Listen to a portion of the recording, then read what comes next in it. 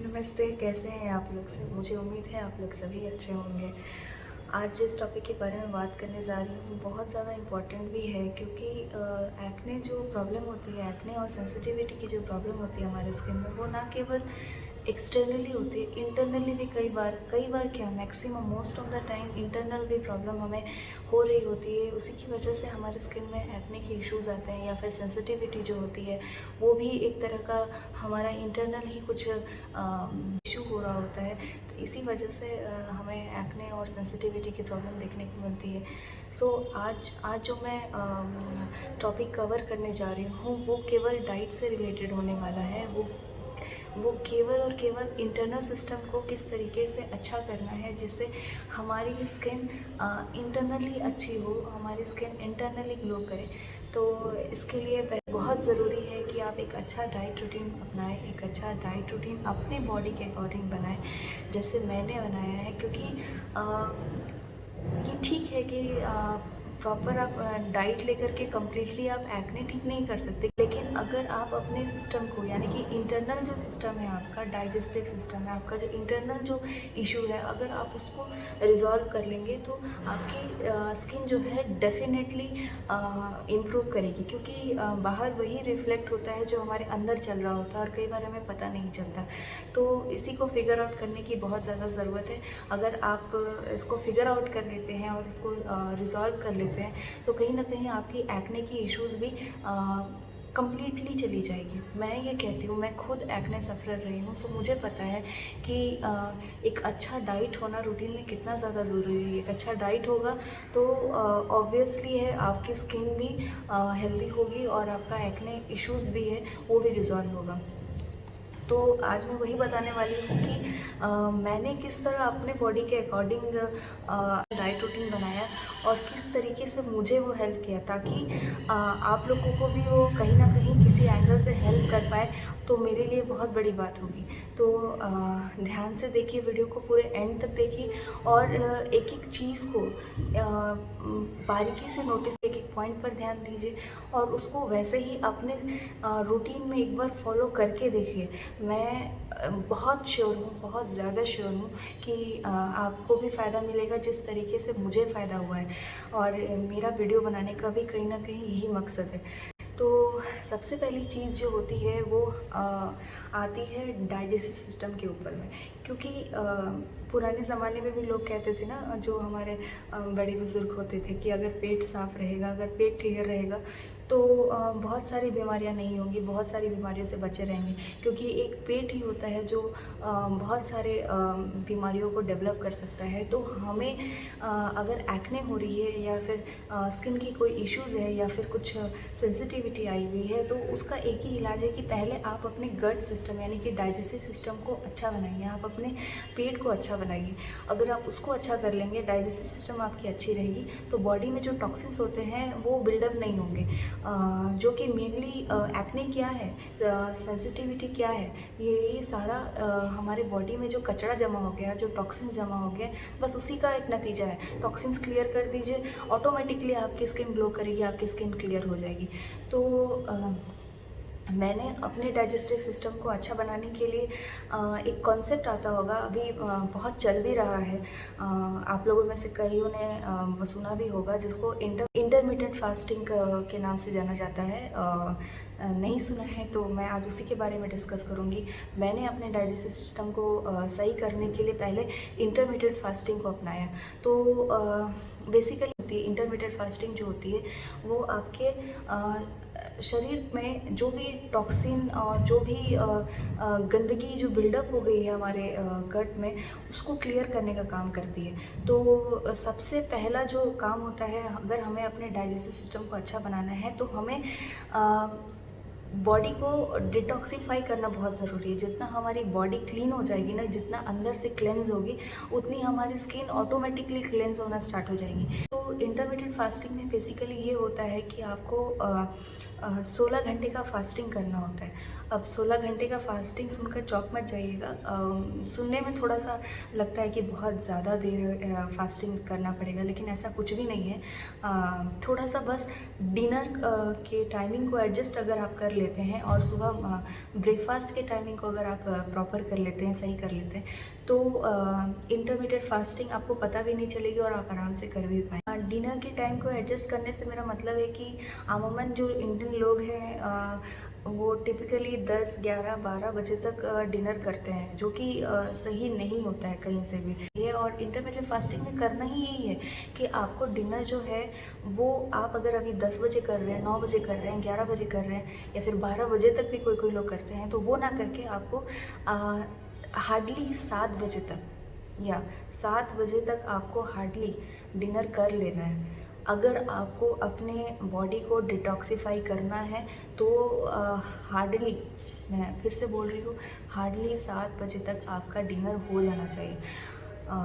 उसके बाद आप कोशिश कीजिए कि आप डिनर ना करें। यही है इंटरमिटेड फास्टिंग का कॉन्सेप्ट कि आपने डिनर पहले करना। जिन 16 घंटे की बात की जाती है उसमें बॉडी आपका डिटॉक्सिफाई होगा, खाना जो आपने खाया है वो डाइजेस्ट होगा प्रॉपरली, और उसके बाद जो एक शरीर का जो खुद से हील करने का जो एक मैकेनिज्म होता है वो आपका प्रॉपरली काम करेगा, वो हील होना स्टार्ट होगा। जितनी भी गंदगी है वो सारी बॉडी से निकलेंगी। तो मैं तो हाईली यही बोलूँगी, हाईली रिकमेंड करूँगी कि आप इंटरमिटेड फास्टिंग अपने लाइफ में लाइए अगर आपको एक्ने और सेंसिटिविटी स्किन इश्यूज़ हो रहे हैं। तो सबसे पहले 16 घंटे जो आपने फास्टिंग की है, अब जैसे मान लीजिए आपने डिनर पहले कर लिया और सुबह सुबह आप उठे, तो अब आपको फास्टिंग कैसे तोड़नी है ये भी बहुत ज़्यादा इम्पॉर्टेंट है, क्योंकि ज़्यादा हैवी फूड नहीं ले सकते। तो अपनी इंटरमिटेड फास्टिंग जो है वो आपको नारियल पानी यानी कि कोकोनट वाटर पी करके आपको तोड़नी है। ये मैं इसलिए बोल रही हूँ क्योंकि मैंने जब सुबह सुबह कोकोनट वाटर लेना स्टार्ट किया है तो मेरी स्किन जो है ना बहुत ज़्यादा अच्छी हुई, ग्लो करने लगी, एक्ने भी कम है, एक्ने को भी उसने प्रिवेंट किया है। तो कहीं ना कहीं एक ऑलरेडी जो आप 16 घंटे जो आपकी बॉडी हील हो रही होती है, डिटॉक्सीफाई हो रही होती है, और उसके बाद अगर आप अपने सिस्टम में एक हेल्दी कोकोनट वाटर अगर इंक्लूड कर लेते हैं तो वो सोचिए कि कितना ज़्यादा बेनिफिशियल हो सकता है आपकी डाइट में। तो सबसे पहला काम आपको यही करना है, सुबह उठते साथ ही ब्रश कर लिया, 8 से 9 बजे के करीब आप कोकोनट वाटर डेली अपनी डाइट में इंक्लूड कीजिए। अब जैसे 8-9 बजे अगर आपने कोकोनट वाटर लिया तो फिर 10 से 11 बजे के आसपास आपको क्या करना है, यहाँ भी आपको कुछ हैवी फूड नहीं खाना है। आप फ्रूट्स ले लीजिए, जो सीजनल फ्रूट्स होते हैं वो लीजिए, या फिर आप स्प्राउट्स, जैसे कि मुझे विटामिन B12 की डेफिशिएंसी है तो मुझे विटामिन B12 सप्लीमेंट सूट नहीं करता है, उस पर भी मैं वीडियो बनाऊंगी। मुझे ऐसा लगता है कि कईयों के साथ ऐसा हो रहा होगा जिन्हें विटामिन B12 की डेफिशिएंसी हो और उनके स्किन को वो सूट ना करता हो, सप्लीमेंट प्रॉब्लम करता हो। तो इसलिए मैं विटामिन B12 को नेचुरली लेना पसंद करती हूँ।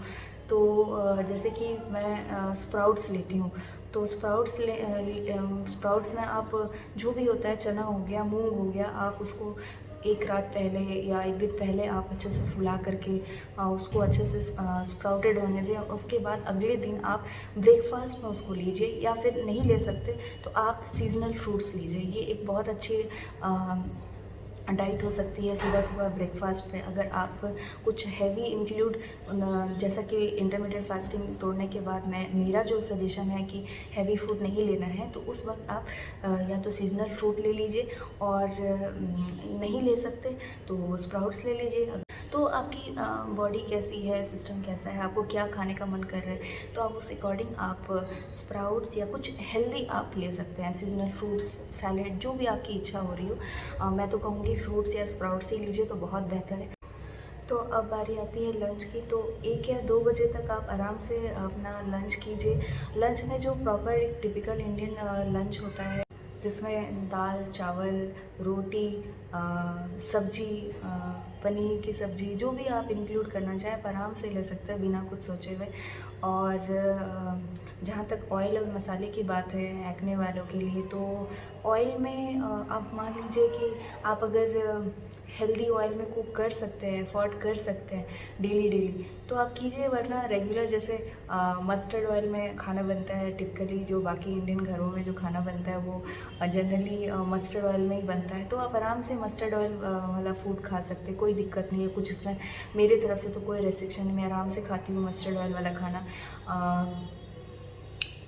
तो वही है, अगर अफोर्ड कर सकते तो वेल एंड गुड, अगर नहीं कर सकते तो आराम से जो घर में बनता है, जिस तेल में भी बनता है आप आराम से खाइए। बस हाँ, थोड़ा सा एक्ने की प्रॉब्लम है, तो अगर मान लीजिए 2 टेबलस्पून में मेरा खाना बनता है तो मैं 1 टेबलस्पून मस्टर्ड ऑयल में खाना बनाऊंगी और उसे खाऊंगी तो ज़्यादा मेरे लिए बेहतर रहेगा। तो आप इस तरीके से अपना एडजस्ट कर सकते हैं। मैं अवॉइड करने के लिए कुछ भी नहीं बोलूँगी। घर में जो भी लंच में बनता है आप आराम से खाइए।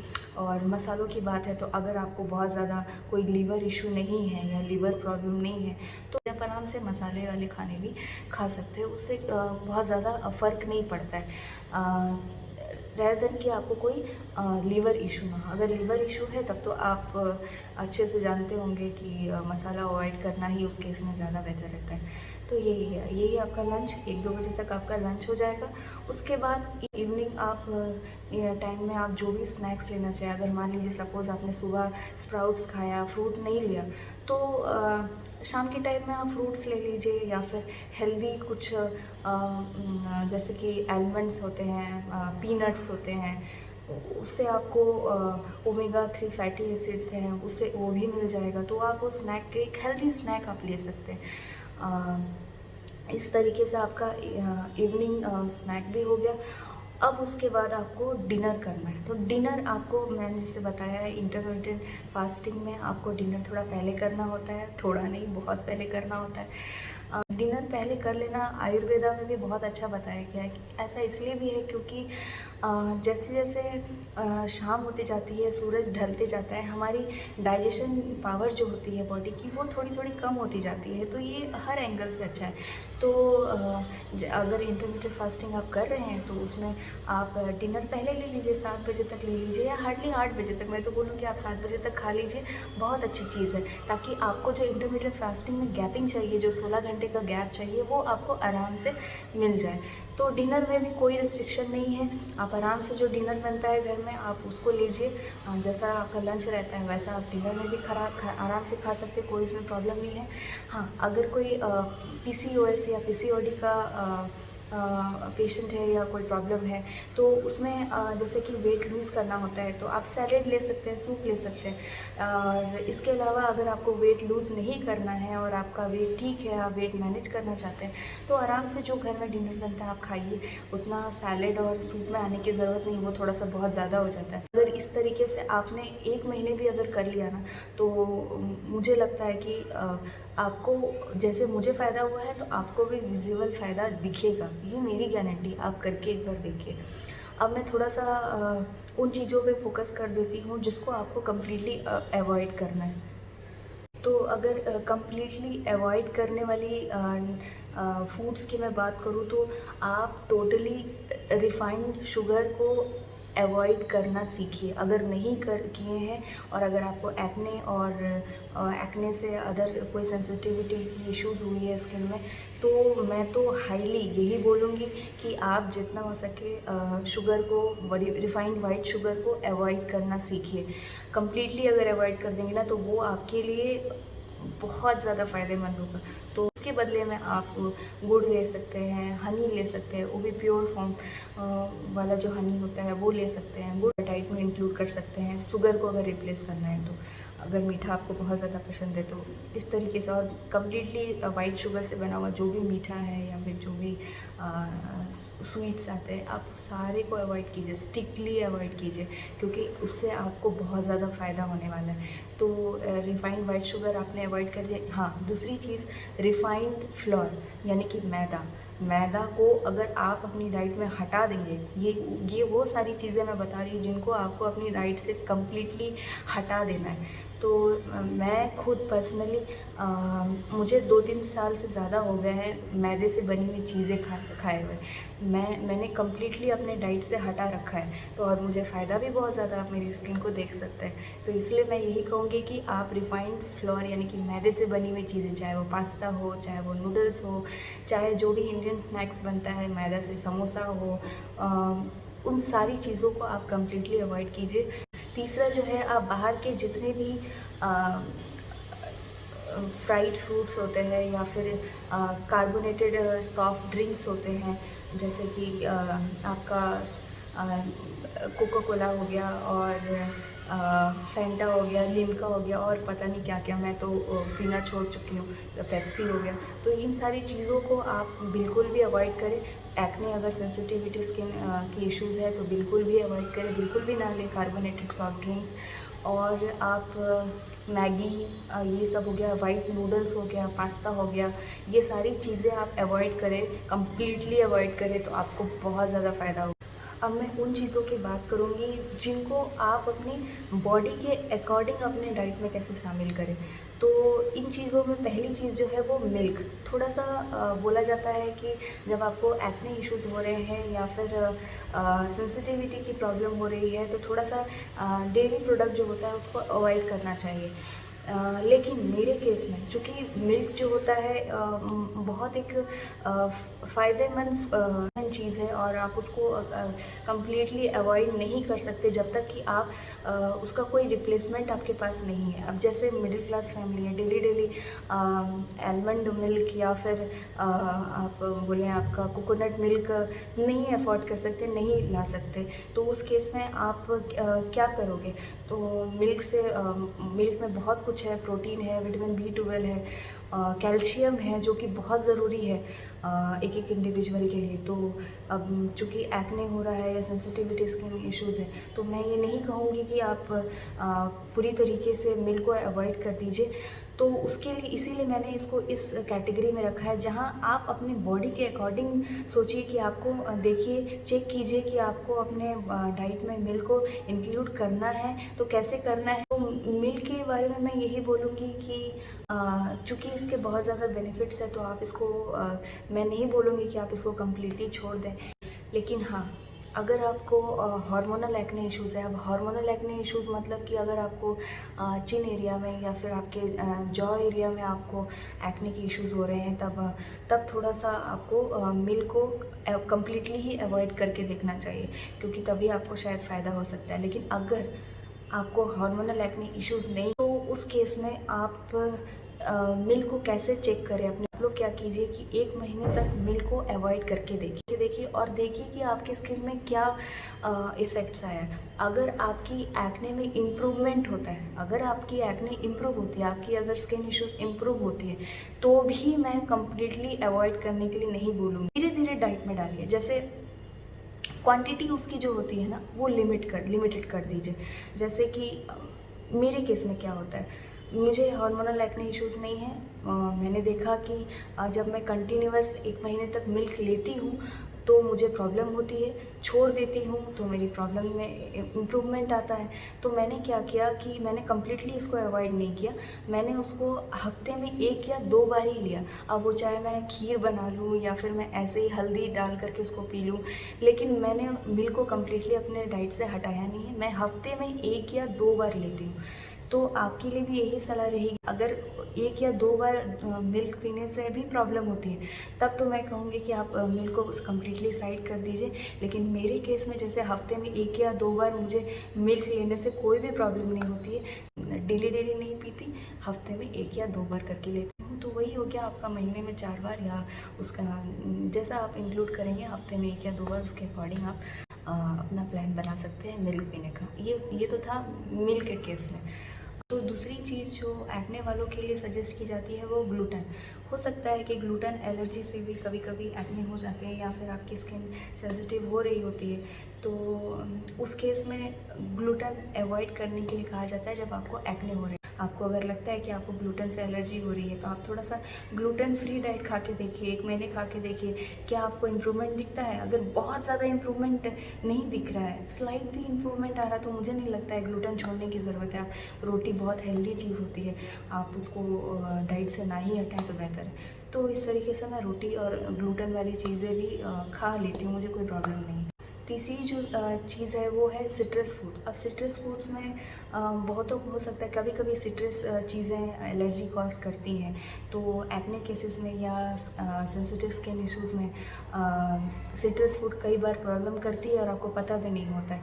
जैसे कि लेमन हो गया, ऑरेंजेस हो गया। मेरे केस में जब मैं ऑरेंजेस खाती हूँ तो मुझे थोड़ा सा मेरी थोड़ी चेहरे की रेडनेस बढ़ जाती है, या फिर मुझे थोड़े से एक्ने भी आ जाते हैं। तो आ जाते थे, अब तो मैं बिल्कुल नहीं खाती। तो इसलिए मुझे पता लग गया कि मुझे ऑरेंज खाने से प्रॉब्लम है, तो मैं थोड़ा सा ऑरेंज से दूर रहती हूँ। तो इस तरीके से है, आप अपने बॉडी के अकॉर्डिंग फिगर आउट कीजिए कि ये 3 चीज़ें जो हैं, ये 3-4 चीज़ें जो मैंने बताई हैं, वो किस तरीके से आपके बॉडी में रिएक्ट करती है या फिर नहीं करती है। उसके अकॉर्डिंग आप इन 3-4 चीज़ों को अपने डाइट में इंक्लूड कीजिए, क्योंकि बेनिफिट बहुत है और इन सब चीज़ों को आप छोड़ नहीं सकते। तो इसको आप अपने बॉडी के अकॉर्डिंग अपने डाइट में डालने की कोशिश कीजिए। इसके अलावा मैं बात करूँगी कि क्या ऐसी चीज़ें हैं जो आपको अपनी डाइट में ज़रूर लेनी चाहिए, जिससे आपकी एक्ने भी प्रिवेंट होती है और आपकी स्किन भी हेल्दी रहती है। तो पहली जो चीज़ है वो है मेरे लिए दही।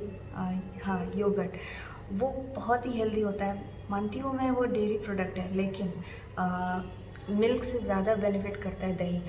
गट को भी बहुत ज़्यादा हेल्दी बनाता है, उसमें प्रोबायोटिक्स होते हैं जो कि गट सिस्टम के लिए बहुत ज़्यादा हेल्दी हैं। तो मैं हाईली बोलूँगी कि आप दही जो है वो डेली खाएं। और जैसा कि मैंने आपको पहले बताया कि मुझे विटामिन B12 की डिफिशिएंसी है, तो मैं स्प्राउट्स और दही अपने डेली डाइट रूटीन में शामिल करना नहीं भूलती, मैं डेली लेती हूँ। सो आप भी दही ट्राई कीजिए, दही से यूजुअली प्रॉब्लम नहीं होती है। तो दही को आपको चेक करने की ज़रूरत नहीं, आप आराम से दही लीजिए, रेदर देन कि आपको कोई हार्मोनल एक्ने इश्यूज़ ना हो।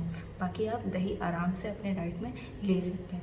दूसरी जो चीज़ है, आप बटर मिल्क, अब लंच किया तो आप अगर 1 ग्लास अगर कर पाएँ, अगर एफोर्ड कर पाएँ, अगर आप ले पाएँ, तो आप डेली लंच के बाद बटर मिल्क को भी अपनी डाइट में इंक्लूड कीजिए, आपको बहुत ज़्यादा फ़ायदा देखने को मिलेगा। तीसरी जो चीज़ है वो बहुत ही ज़्यादा मुझे हेल्प किया है, इसलिए मैं भी आपको इंसिस्ट करूँगी, रिक्वेस्ट नहीं करूँगी, इंसिस्ट करूँगी कि आप लोग उसको अपनी डाइट में शामिल कीजिए। मैं जिसकी बात कर रही हूँ उसको आप लोग इंग्लिश में उसको एलिफेंट फूड बोला जाता है, और हिंदी में बात करें तो state wise, area wise depend करता है। जैसे कि मेरे यहाँ ओल्ड बोलते हैं, ऐसे उसको सूरन भी मैंने सुना है उसको कहा जाता है। तो ये मैंने रुजुता दिवाकर इस तरीके की कोई है डाइटिशियन जो बहुत अच्छा डाइट सजेस्ट करती है। मैंने उन्हीं से सुना था कि उन्होंने कहा था कि अगर आपके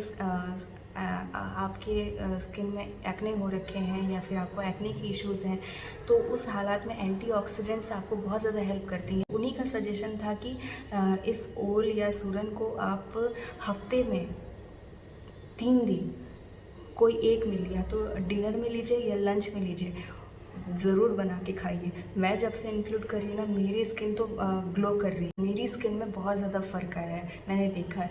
तो याद रखिए, एलिफेंट फूड, ओल, सूरन जो भी है, उसको आप हफ्ते में 3 दिन किसी भी एक मील में या लंच में खाइए या डिनर में लीजिए, ज़रूर लीजिए। तो अब मैं बात कर लेती हूँ कि इन सारे डाइट्स के अलावा और क्या क्या चीज़ आपको ध्यान देना चाहिए। जैसे कि इंटरनल चीज़ों की मैं आज बात कर रही हूँ, इंटरनल इश्यूज़ की बात कर रही हूँ। तो हो सकता है आपको पता भी नहीं हो और आपके अंदर बहुत सारी डिफिशिएंसी चल रही हो। जैसे मुझे नहीं पता था और सालों तक मुझे एक्ने हो रहे थे। चूँकि आजकल धूप लेना उतना पॉसिबल नहीं होता और हम लोग ज़्यादातर धूप को अवॉइड भी करते हैं यूवी रेज़ की वजह से। यूवी रेडिएशन की वजह से, नहीं तो कहीं ना कहीं हम लोग सनस्क्रीन आजकल बहुत ज़्यादा यूज़ कर रहे हैं, जिससे हमारा जो विटामिन डी जो एब्जॉर्प्शन है बहुत कम हो गया है। तो ये आम सी बात हो गई है आजकल की, हर एक या दूसरे व्यक्ति में विटामिन डी की डेफिशिएंसी होती ही होती है। तो आप एक बार ज़रूर जाके चेकअप करवा लें। विटामिन डी डेफिशिएंसी तो कहीं नहीं है, क्योंकि ये भी कहीं ना कहीं आपको एक्ने दे सकता है, या आपके एक्ने इश्यूज़ को बढ़ा सकता है, या आपके स्किन को कमज़ोर कर सकता है। तो इस चीज़ का ध्यान रखें। अगर विटामिन डी डेफिशिएंसी होती है तो उसका प्रॉपर सप्लीमेंट लीजिए और उसको ठीक कीजिए। अगर आप उसको ठीक करेंगे तो आपकी एक्ने में भी इम्प्रूवमेंट ज़रूर देखने को मिलेगा। दूसरी चीज़ जो है, जो मुझमें मेरे अंदर थी, और विटामिन B12 डिफिशिएंसी, जो मैं पहले भी बता चुकी हूँ। विटामिन B12 डेफिशिएंसी का भी आप कहीं ना कहीं चेकअप करा ही लीजिए तो बेहतर है, क्योंकि विटामिन B12 डेफिशिएंसी से भी बहुत सारे हार्मोनल एक्ने इश्यूज़ होते हैं, बहुत सारे हार्मोन्स इंटरप्ट होते हैं। तो आप एक बार विटामिन B12 की भी डिफिशिएंसी की चेकअप करवा सकते हैं। तो एक बार अगर लगता है कि आपको विटामिन B12 की डिफिशिएंसी है, बहुत सारे यूट्यूब पे वीडियोस अवेलेबल हैं सिम्टम्स के, आप उन सबको जा कर के सुनिए। आपको अगर लगता है कि आपके बॉडी में उस तरह के सिम्टम्स हैं, तो मैं सिर्फ स्किन हेल्थ के लिए नहीं, और भी बहुत सारे इश्यूज़ होते हैं विटामिन B12 की डिफिशिएंसी होने की वजह से। तो आप एक बार उसका चेकअप ज़रूर करवा लीजिए। मैं हाईली बोलूँगी, जाके चेकअप कराइए। फिर तीसरी चीज़ जो है थायराइड का भी आप चेकअप कराइए। थायराइड की वजह से भी एक्ने इश्यूज़ होते हैं। अब तो ये सबको पता लग ही गया है। थायराइड हो गया, PCOS, PCOD, इन सब की वजह से भी हार्मोनल एक्ने इश्यूज़ होते हैं। तो अगर ये सब हो रहा है तो आप एक बार चेकअप ज़रूर करा लें, क्योंकि कई बार होता है ना कि हमें पता नहीं होता, हमें सिम्टम्स पता नहीं होते और हमारे शरीर में बहुत ज़्यादा प्रॉब्लम होती है। ये तो मैं आज इंटरनली सारे इश्यूज़ को कवर कर रही हूँ, तो इस चीज़ को भी मैंने सोचा कि एक बार आप लोगों को बता दूँ, ताकि अगर आप लोग अवेयर नहीं हैं तो आप लोग एक बार जा कर के उसका चेकअप करा लें। और जो भी डॉक्टर सजेस्ट करते हैं सप्लीमेंट वगैरह, या फिर जो भी आपको मेडिसिन देते हैं, उससे आप अपने आप को पहले वो रिज़ॉल्व करने की कोशिश कीजिए। वो सारे इंटरनल इश्यूज जो है उसको रिज़ॉल्व करने की कोशिश कीजिए, तो डेफिनेटली आपके स्किन में इम्प्रूवमेंट देखने को मिलेगा। ये थी मेरी एंटी एक्ने डाइट, कैसे मैंने अपने आप को ठीक किया है, मेरी स्किन को मैंने ठीक किया है, किस डाइट को अपना करके, किस तरीके को अपना के, क्या इंक्लूड करके, क्या हटा करके, क्या रिमूव करके मैंने अपने डाइट को प्रिपेयर किया। इस तरीके से प्रिपेयर किया कि मेरी स्किन अच्छी हो सके। और मुझे लगता है कि मैंने एक डिटेल्स में आपको हर चीज़ की जानकारी दी है, कैसे आप अपने बॉडी के अकॉर्डिंग अपनी डाइट बना सकते हैं, जिससे आपकी एक्ने की इश्यूज़ रिजॉल्व हो सके। तो आशा करती हूँ आपको मेरा ये वीडियो पसंद आया होगा। अगर पसंद आया होगा तो ज़रूर आप अपने डाइट में शामिल कीजिए। इंटरमीडिएट फास्टिंग के लिए मैं थोड़ा सा एक बात बोलना चाहूँगी कि जिन्हें भी BP या फिर शुगर लेवल की या फिर कोई और एक्स्ट्रा प्रॉब्लम है, तो थोड़ा सा इंटरमीडिएट फास्टिंग की तरफ जाने से पहले डॉक्टर से कंसल्ट कर लें तो ज़्यादा बेहतर होगा। बाकी अगर आपको BP और या फिर कुछ और अदर कोई डिज़ीज़ नहीं है, कोई मेजर डिज़ीज़ नहीं है, सिर्फ स्किन इश्यूज़ हो रहे हैं या फिर स्किन में सेंसिटिविटी की प्रॉब्लम है, तो मैं हाईली बोलूँगी कि आप मेरे बताए हुए डाइट रूटीन को एक बार फॉलो करके देखिए। आपकी स्किन बहुत जल्दी इम्प्रूव करेगी, बहुत अच्छा आपको इम्प्रूवमेंट देखने को मिलेगा। और अगर आपके लिए ये वीडियो हेल्पफुल रही, अगर किसी तरीके से फ़ायदा किया, तो मुझे कमेंट सेक्शन में अपना फीडबैक देना ना भूलिएगा। इससे मुझे मोटिवेशन मिलेगा और बहुत ज़्यादा खुशी भी मिलेगी। और इसके अलावा अगर आपको कोई डाउट्स है, कुछ पूछना है, तो आप फ्री होकर के आराम से मुझे कमेंट सेक्शन में पूछ सकते हैं। मैं अपने नॉलेज, अपने एक्सपीरियंस के अकॉर्डिंग जितना हो सके आप लोगों की हेल्प करने की कोशिश करूँगी, जो कि मेरा मोटिव भी है। तब तक के लिए मिलते हैं नेक्स्ट वीडियो में। Bye bye.